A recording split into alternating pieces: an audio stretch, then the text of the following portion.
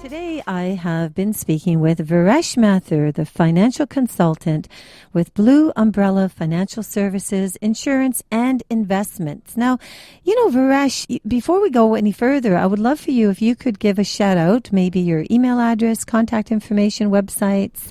That would be great. Well, my information, my phone number is 416-822-4783. And you can reach me by email at viresh@youcoverme.com. And that's spelled UCOVERME.com. And also invite you to visit our website, youcoverme.com. That's my company. And also the Renaissance Conference is renaissanceconference.ca. We have posted the information about what the Renaissance Conference is, and the reports from 2007 and to date is on the website. So you can see what we have recommended in the past and how those recommendations have resulted in changes such as Metrolinks, such as policing in Toronto and Ontario. All that information is on our website. That's renaissanceconference.ca. Fantastic, Viresh. And, I think the thing, too, is that when you're doing all of these reports, because, the Condo Owners Association, we put through so many different reports that we sent to the ministry, and we've attended so many different, conferences and seminars and so on. But interesting enough, a lot of the other groups that have contacted us, they didn't go to the next step of putting together the websites and putting the information out there. And you have to do that because, if you're going through all this trouble, you need to now put it out to the public so it can become more known, more impact, more information in order to lead on to the next conference. Well, that's the mandate of the conference. It's not just come and sit and let's talk about politics. Well, that's where a lot of problems are, is that's what they do. They don't really put, even there's no minutes even sometimes. Sometimes, COA has got involved in things and it comes back. We don't even see any minutes of what transpired. Well, this is where we're different. Again, this is being put on by the members we're all political activists. Mm-hmm. I'm on the Writing Association for Bass-Balkasoon. So we have our monthly meetings and we bring feedback to our member Bass-Balkasoon every month. This is what's going on in our community, mm-hmm. and take this message back to the caucus. So I'm part of that organization. We do this on a monthly basis. Mm-hmm. And every member that's on the Renaissance Committee, the committee members, they are sitting on the associations for Sue Wong, for Tracy McCharles, for all the members that are involved in the Renaissance Conference. Mm-hmm. So we have direct access to our member. So we're interacting with our member of parliament on a regular basis. And the Renaissance Conference is a policy forum for the whole community, not just for the members of the association. So we're doing outreach. It's an exercise in outreach. Mm-hmm. We want the input of the public in general. Well, when actually, as you know, I'm the founder of the Condo Owners Association, and when I thought about ways to design it, COA Ontario was at the forefront, and then below that are divisions, just like the police department. So you have COA Toronto, COA Kitchener, Waterloo, Sarnia, Ottawa, and so on and so on. So there's 26 that have been set up as divisions. And then below the divisions are districts. Mm-hmm. And the districts are the local ridings. And as time continues, like COA Toronto is out there, but we could easily put links from the Scarborough districts, because there's a number of the Scarborough districts that have been listed on COA Toronto, mm-hmm. and then link into the Renaissance Conference and create an intermechanism there with what's going on in yours and bring it together with, which literally is COA Ontario, Toronto Division, Scarborough District. And that Scarborough District, whether it's Scarborough Pickering or Scarborough Agincourt or any of the bluffs there, any of that pocket. Because I know that there's a lot of districts in that Scarborough area. Mm-hmm. Yeah. Fascinating. That's great. I want to touch on one subject too as well that you had was with respect to youth and employment. Yes. It's interesting because right now, a few years ago, I was doing some speaking events with the Toronto Separate School Board. And it was like, career days and workshops and all that type of thing. And it was fascinating. It's just great trying to help the youths of today because I think it's just around the corner where they're going to get even more actively involved.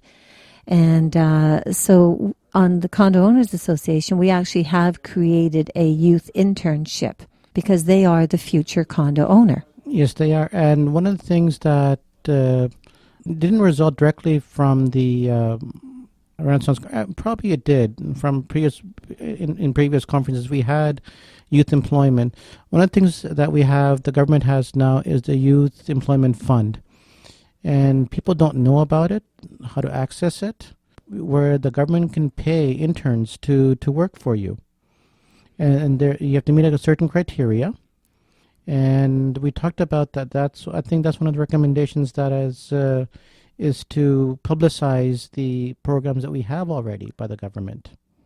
Wonderful. I was not aware of that one. We have to talk further on that one.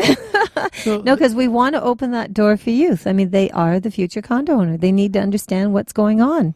And what we want to do with youth employment and actually just not youth employment but youth engagement. We have to find the tools that are relevant to them to get them engaged. Well, exactly.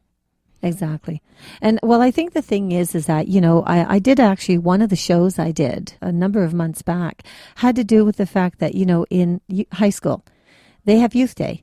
So they have a day or career day and, they try to already sort of, get our young adults into thinking, okay, what is their future? What kind of career do they want to pursue? But it's not only about their career. It's going to be also about their lifestyle, and it's also going to be about home ownership. So if you can put all three of those together, then they can actually start to not just look at a career where, wow, I'm going to get a great job with a lot of money, and then I'm going to go and blow all my money and not own anything, and then I can rent for the rest of my life. As opposed to, let's get a great job, let's put money away, let's talk to an investment advisor, like yourself, and financial information as to what to do with my money. Sure, we're not talking about giving away a nice lifestyle. We're talking about balance, where you can have it all. Well, these are great topics for the Renaissance Conference, and I invite these suggestions to come to me. You can send it either to my email at viresh@youcoverme.com. So that is VIRESH at UCOVERME.com. You Cover Me. That's a pretty cool name. That's my website as well. Yes, I like that. I'm an insurance broker. Or you can send it to the Renaissance Conference info at renaissanceconference.ca. Well, I think so. Are you having a lot of youth right now that are contacting you that are kind of, getting into the program, or it's something new that they've just started? Well, when I became one of the treasurer on the Renaissance Conference, when I joined the executive, one of the things that I put together was a Facebook and Twitter account as well. Oh, fantastic. That's great. So everyone can put their comments out there and you can create some communication. I'm getting the youth interacting on Twitter. Well, they love Twitter. And I'm getting a lot of suggestions from Twitter, and the Twitter is linked through the renaissanceconference.ca website. Yeah, I'm looking at it right now, actually. I'm just checking your website because you've got all the information here, and then if anybody wants to see the reports and so on. And, switching over, because you're wearing a few different hats. It sounds you're like the male version of me.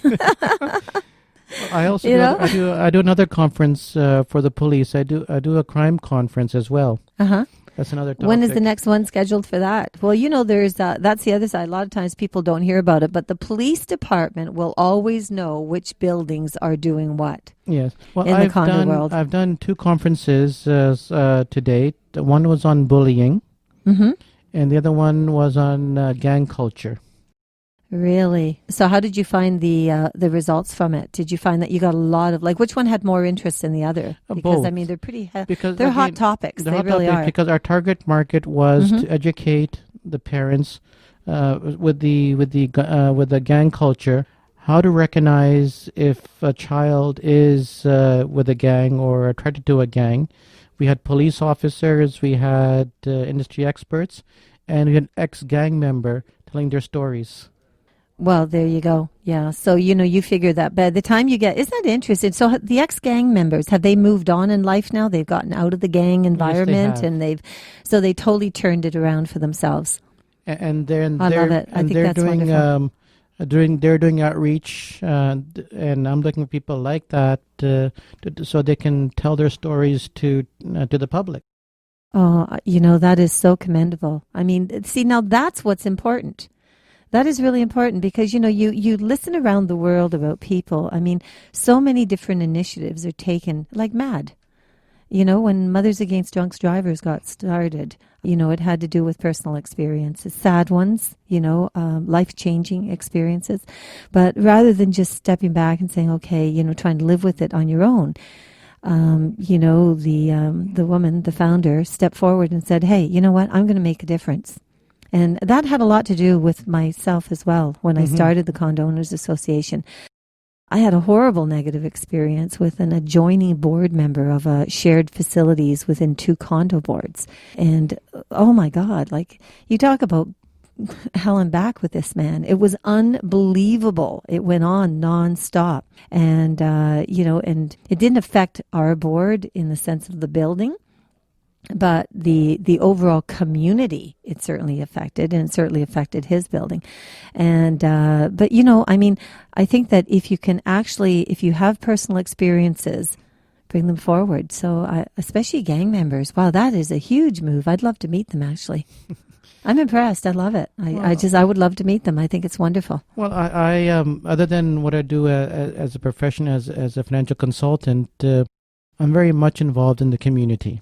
I can see that. And one of my passions is to improve the community that I live in. Well, Viresh, I think the key thing here is that with your mandate of what you're involved in, the Renaissance Conference, what the Condo Owners Association has. I mean, we're only 3 years old. You're way ahead of us here. But as you know, there was a documentary that came out called The Condo Game, and that was explosive because it gave a really strong insight into new construction. Which I got to mention something.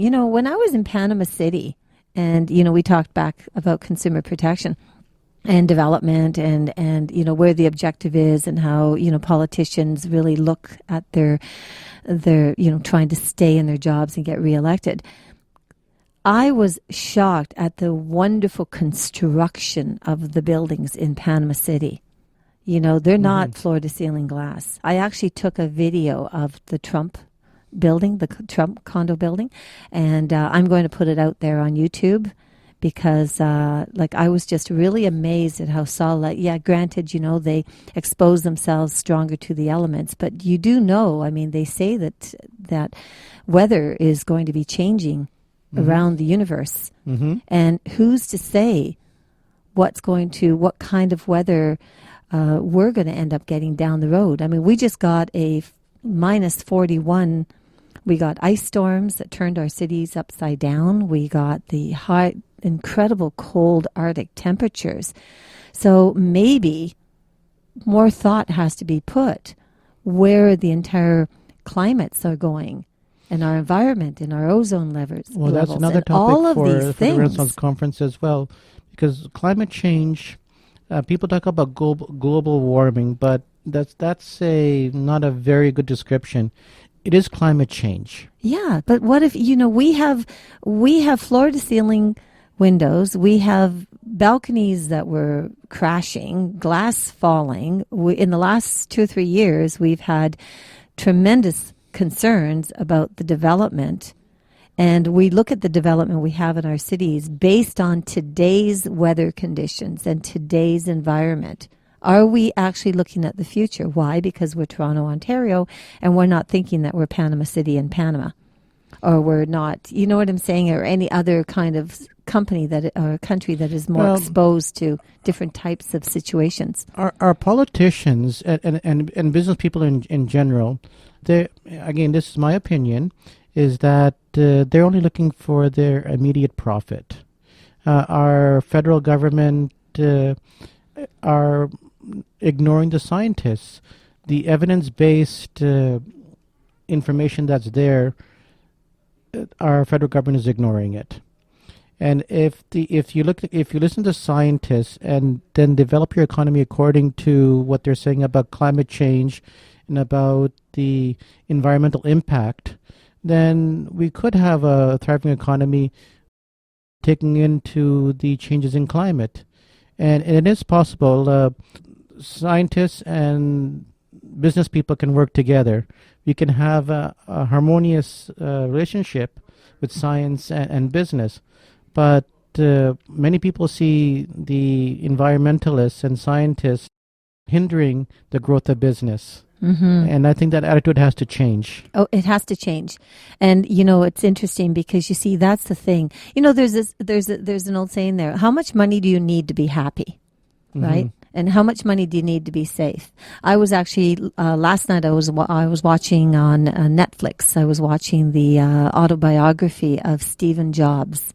Mm-hmm. Oh my God, you know, passed away of cancer at 56 years old, building a magnificent empire, changing the world, but passing away at 56. Good reports about him, some very nasty reports about his personality and, you know, and certain things that happened, all that I watched on the autobiography last night. And how much money is enough money? You see, that's the sad part, because the businesses, I understand it. They want to make profits. They don't want to be in the red. They want to make profits. But where does it stop and inhumanity and humanity come into place? Well, yes, how much is enough money? But Right. But when you are ignoring environmental requirements for the profit, one thing that these people, I think they're not taking into account, well, their workers have to live in these conditions. Mm-hmm. Is it sustainable? Well, yeah, you need a sustainable economy. You need sustainable housing. You need sustainable real estate communities, condominium communities. You know, you're not doing anybody any favors for long term. Mm-hmm. Right, by cutting corners. So maybe what the building departments need to do, and maybe I guess you're going back to the Ministry for Affordable Housing and you bring that open again, another topic for a potential conference would be to discuss the impact of what the scientists, global warming, everything to do with where a possible change could be that could affect, that we should plan ahead today. Right? Mm-hmm. Plan ahead today with my development.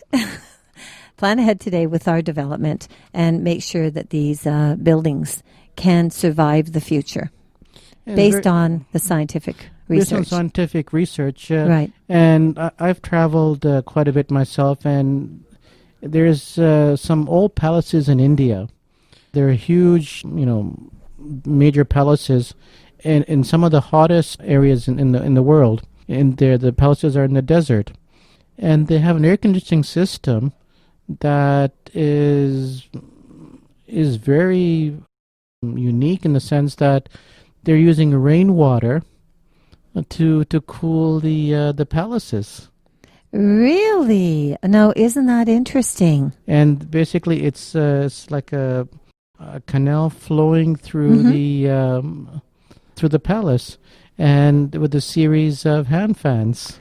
Wow. Oh, my. Well, I think that we can learn so much from other countries and they can learn so much from us. And, I was in Dubai a couple of years ago and that shocked me as well. I mean, you're building, look what they built on desert. So, this palace, for example, yes. used the environment that was in. Mm-hmm. And adapted so they can cool down the palace. Well, we have a system called the deep water cooling system. So some of the, like Metro Convention Center is on it. And basically what they do is they take the cool temperatures from the lowest level of Lake Ontario and they stream it in, so it cuts down on energy costs and so on, and they use the cooling process from the lake to do it, and especially down here. And there's a condo building in Toronto, actually the Element, that has that same concept, which therefore has now helped because, as you know, electrical prices are going through, hydro is going through the roof. So I maybe they actually knew about the palace too, because there's a similarity there between the two. And the basic what I do back to the Renaissance Conference while I'm here, the Renaissance Conference is to get the ideas out. That's why the Renaissance Conference exists. We want to get the ideas and present it to the policymakers in a timely fashion. And this is why we have them there, so they can listen directly to the concerns from the people. Well, we see it, Viresh. I think, I'm holding a couple of hats today. The condo expert, this radio show I started a year ago, actually.